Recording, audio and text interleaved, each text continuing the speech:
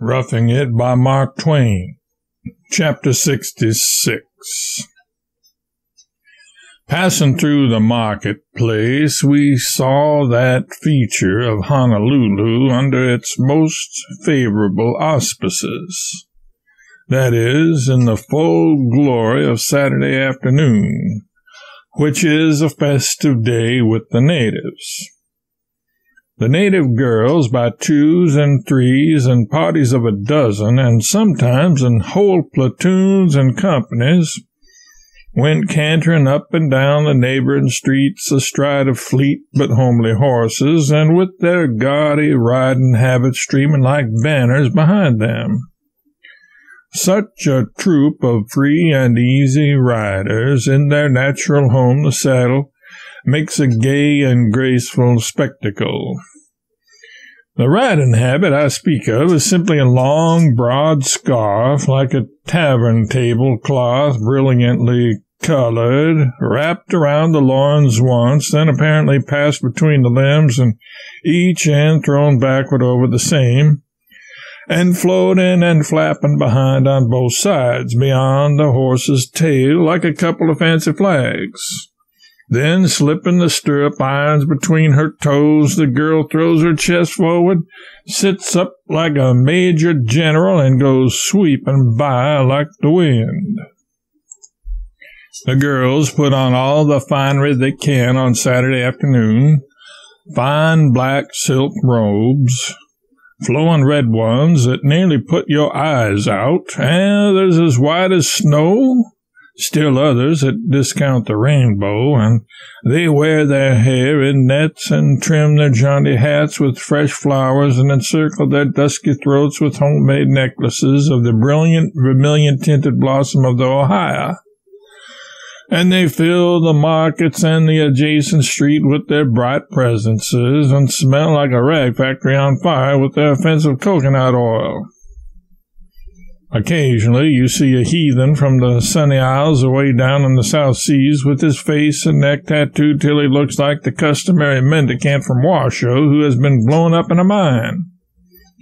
Some are tattooed a dead blue color down to the upper lip, masked, as it were, leaving the natural light yellow skin of Micronesia unstained from thence down. Some with broad marks drawn down from hair to neck on both sides of the face, and a strip of the original yellow skin 2 inches wide down the center. A gridiron with a spoke broken out.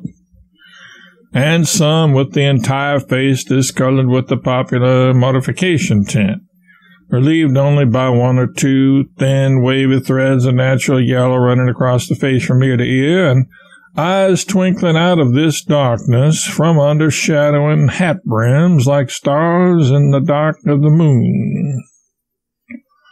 Moving among the stirring crowds, you come to the poi merchants, squatting in the shade on their hams in true native fashion and surrounded by purchasers. The Sandwich Islanders always squat on their hams, and who knows but they may be the old original ham sandwiches. The thought is pregnant with interest. The poi looks like common flour paste and is kept in large bowls formed of a species of gourd and capable of holding from 1 to 3 or 4 gallons. Poi is the chief article of food among the natives and is prepared from the taro plant.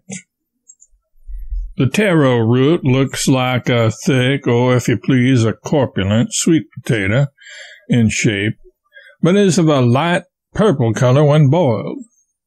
When boiled, it answers as a passable substitute for bread. The buck Kanakas bake it underground and mash it up well with a heavy lava pestle. Mix water with it until it becomes a paste, set it aside and let it ferment, and then it is poi. And an unseductive mixture it is, almost tasteless before it ferments, and too sour for a luxury afterward. But nothing is more nutritious. When solely used, however, it produces acrid humors, a fact which sufficiently accounts for the humorous character of the Kanakas. I think there must be as much of a knack in handling poi as there is in eating with chopsticks. The forefinger is thrust into the mess and stirred quickly round several times and drawn as quickly out, thickly coated, just as if it were poulticed. The head is thrown back, the finger inserted in the mouth, and the delicacy stripped off and swallowed.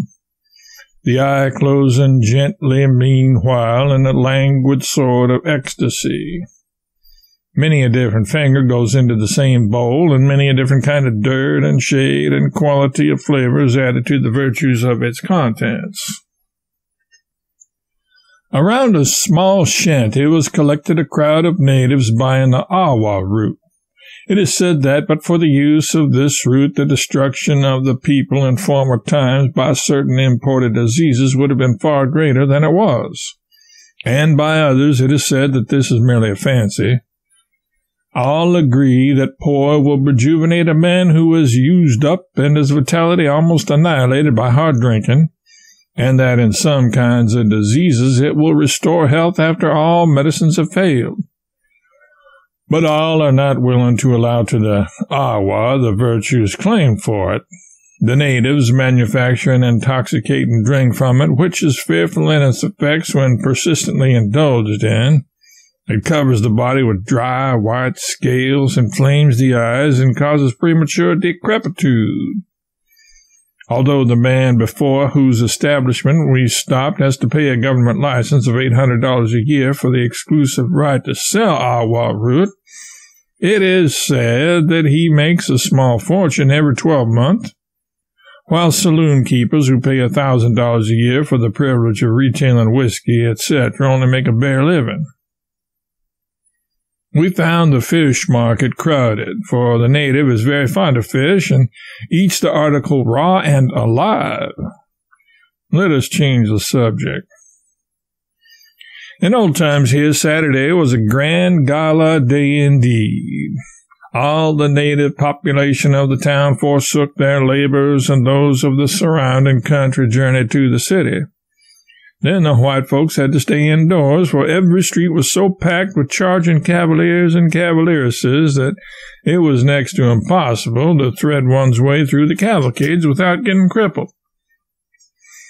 At night they feasted, and the girls danced the lascivious hula-hula, a dance that is said to exhibit the very perfection of educated notion of limb and arm, hand, head, and body, and the exactest uniformity of movement and accuracy of time. It was performed by a circle of girls with no raiment on them to speak of, who went through an infinite variety of motions and figures without prompting, and yet so true was their time, and in such perfect concert did they move, that when they were placed in a straight line, hands, arms, bodies, limbs, and heads waved, swayed, gesticulated, bowed, stooped, whirled, squirmed, twisted, and undulated as if they were part and parcel of a single individual. And it was difficult to believe they were not moved in a body by some exquisite piece of mechanism.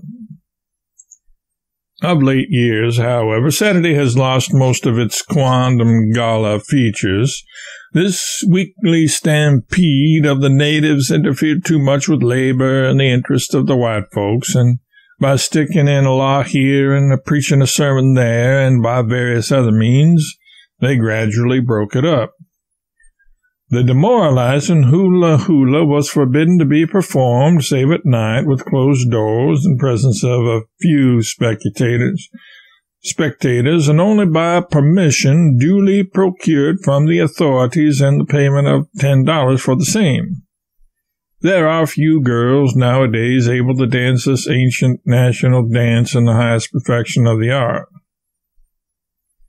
The missionaries have Christianized and educated all the natives. They all belong to the church, and there is not one of them above the age of 8 years but can read and write with facility in the native tongue. It is the most universally educated race of people outside of China. They have any quantity of books printed in the Kanaka language, and all the natives are fond of reading. They are inveterate churchgoers. Nothing can keep them away. All this ameliorating cultivation has at last built up in the native women a profound respect for chastity in other people. Perhaps that is enough to say on that head. The national sin will die out when the race does, but perhaps not earlier. But doubtless this purifying is not far off, when we reflect that contact with civilization and the whites has reduced the native population from 400,000, Captain Cook's estimate, to 55,000 in something over 80 years. Society is a queer medley in this notable missionary, whaling, and governmental center. If you get into conversation with a stranger and experience that natural desire to know what sort of ground you are treading on by finding out what manner of man your stranger is, strike out boldly and address him as Captain. Watch him narrowly, and if you see by his countenance that you are on the wrong track, ask him where he preaches. It is a safe bet that he is either a missionary or captain of a whaler. I am now personally acquainted with 72 captains and 96 missionaries. The captains and ministers form one half of the population. The third fourth is composed of common Kanakas and mercantile foreigners and their families, and the final fourth is made up of high officers of the Hawaiian government. And there are just about cats enough for three apiece all around. A solemn stranger met me in the suburbs the other day and said, "Good morning, your reverence.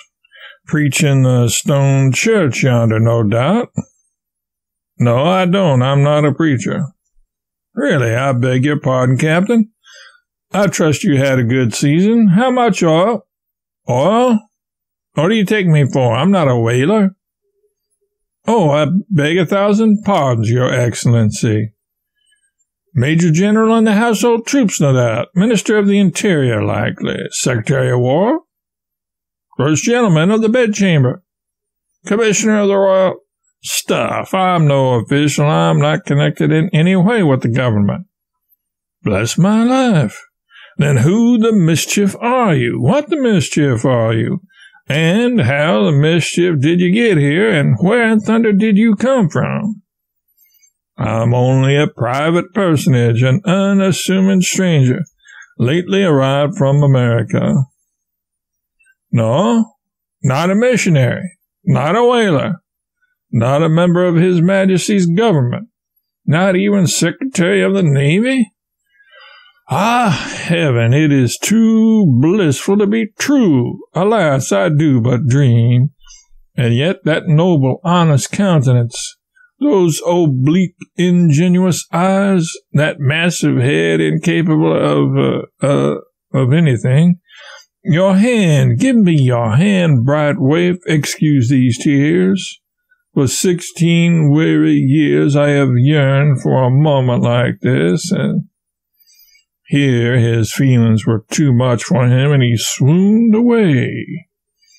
I pitied this poor creature from the bottom of my heart. I was deeply moved. I shed a few tears on him and kissed him for his mother. I then took what small change he had and shoved.